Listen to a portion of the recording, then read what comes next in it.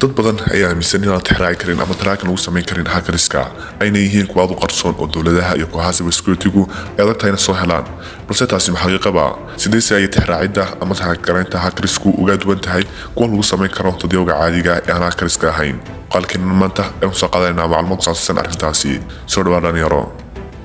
VPN optionka koowaad ee qof kasta oo hacker ah maskaxdiisa ku soo dhacaya balse marar badan si faahfaahsan uga hadalnay in VPN keligii uusan ahayn mid ku filan qarinta identity hackerska shirkadaha VPN-ka ah laftigooduna ay taraak ku sameyn karaan maadaama ay hayaan logiskaagii iyo locationkaagii saxda ahaa VPN-ka qaarna waxay leeyihiin IP leaks oo traffic qaar sida DNS requests-ka aad sameynayso waxa laga soo heli karaa locationkaagii saxda ahaa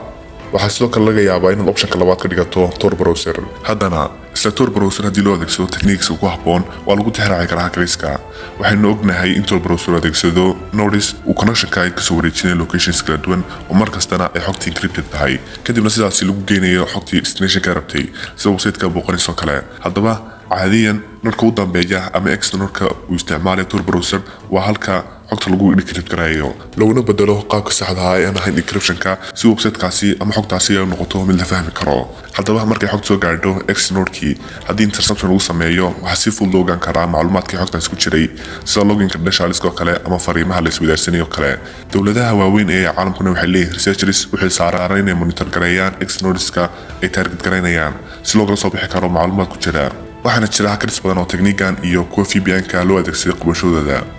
waxaa sidoo kale ka mid ah qaabka loo tixraaco hackerska inta ugu badan lagu soo qabto waa khaladaadka bini'aadamka dhaca si kasta oo hackersku ay xirfad sare u leeyihiin haddana khaladku waa dhaca oo mar uun qofku wax waa khaldi karaa waxay soo qaadan karnaa sida lagu soo tixraacay Ross Albrecht waxa uu isticmaalayay username isku mid ah akoonkiisa LinkedIn iyo foorumada hacking-ka ee dark web-ka taasi ayana keentay in lagu tixraaco waa khaladaad si fudud u dhici kara balse lagu tixraaci karo hackerska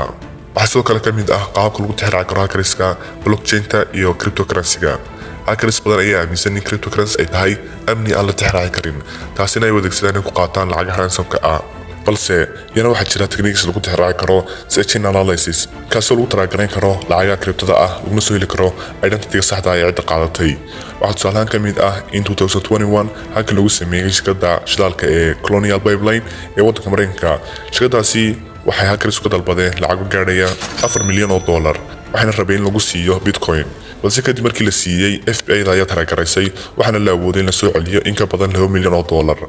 sidoo kale xilligan oo caalamka aad u horumarina ee ayga waxa iyagana loo adeegsanayaa Securityga iyadoo lagu qabanayo shaqooyin ka mid tahay in lagu gareeyo habdhaqanka hackerska toolska iyo commanderska ay adeegsanayeen location-kooda iyo xitaa qalabada ay adeegsanayeen si tani loo sameeyana waxay kambaniyada adeegsanayaan honeypot lagu soo dabayo hackerska ugu dambeyn si kasta oo hackersku taxadiraan haddana waa arrin aad u dhow in la tixraaco internetkana waxa ka buuxa digital footprints oo interaction kasta oo la samayso waxa uu ku abuurayaa digital footprint way adag tahay inaad dhil karayso dhammaanba digital footprintskaaga ka taxadir ammaankaaga internetka